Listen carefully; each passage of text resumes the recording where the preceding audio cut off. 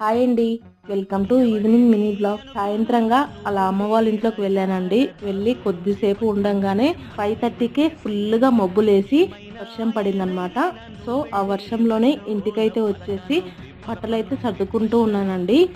బట్టలైతే ఎక్కడివెక్కడ చిందరవందరగా ఉన్నాయన్నమాట. సో అన్నీ నీట్గా సర్దుకుంటూ వచ్చేస్తున్నాను. నేను బట్టలు మడతేసినానంటే నీట్గా మడతేయాలి, లేకుంటే అలాగే వదిలేస్తానండి. మీలో ఎంతమంది నాలాగా ఉంటారనేది కామెంట్ చేయండి.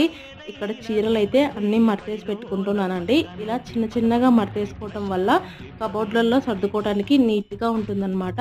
ఫైనల్గా బట్టలు మొత్తం కబోర్డ్లో పెట్టి వచ్చేసరికి సాకైతే అయితే ఇక్కడ ఫ్రిడ్జ్లో నుంచి నీళ్లు కారింటే అవి మొత్తం నీట్గా క్లీన్ చేసేస్తున్నాడండి. ఫ్రిడ్జ్ పాడైపోయి నీళ్ళు ఎప్పుడు బయటికి వస్తున్నాయండి. అలాగే రేవంత్ కూడా సోఫా సర్దుతూ ఉన్నాడు. ఇంకా నేనైతే గిన్నెలు ఉంటే కడిగేసి జొన్న దోశ వేసుకొని తినేసాం. Please subscribe.